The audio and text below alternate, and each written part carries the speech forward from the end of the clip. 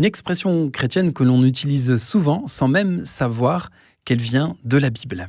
Aujourd'hui, arrêtons-nous sur une expression qui a traversé les siècles et que l'on emploie encore pour désigner une personne frappée par le malheur et la misère, pauvre comme Job. Mais qui était donc ce fameux Job et pourquoi son nom est-il devenu synonyme de détresse absolue? Job, c'est un livre de la Bible, dans l'Ancien Testament précisément. Ce livre s'appelle, justement, Job. L'histoire de Job, c'est d'abord celle d'un homme comblé, riche, respecté, entouré d'une grande famille et surtout profondément pieux. Mais voilà que Satan, l'adversaire par excellence, s'invite dans le récit biblique. Il lance un défi à Dieu. Si Job est aussi fidèle, c'est uniquement parce qu'il nage dans le bonheur. Prive-le de tout et tu verras s'il continue de t'honorer. Et Dieu accepte de relever ce défi, permettant à Satan de dépouiller Job de ses biens, de sa famille, puis de sa santé, à une seule condition, ne pas lui ôter la vie.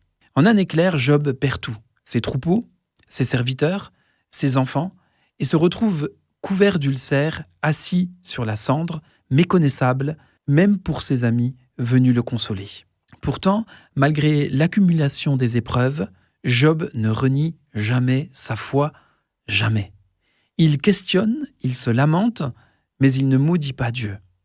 Face à l'incompréhension de ses proches, il incarne la figure du juste persécuté, du croyant éprouvé, mais inébranlable. C'est ainsi que de génération en génération, pauvre comme Job, est devenu le proverbe emblématique de la misère la plus noire, mais aussi de la patience et de la fidélité dans l'épreuve. L'histoire ne s'arrête pas là, puisque à la fin du récit, Dieu félicite Job pour sa persévérance et lui rend au centuple tout ce qu'il avait perdu. Et la fin de ce livre est juste magnifique, je vous invite à le lire. Alors la prochaine fois que vous entendrez « pauvre comme Job », souvenez-vous qu'il ne s'agit pas seulement d'une image de la pauvreté, mais d'un héritage chrétien, symbole d'une foi qui résiste à toutes les tempêtes, même celles de la pauvreté, de l'horreur et de la mauvaise santé.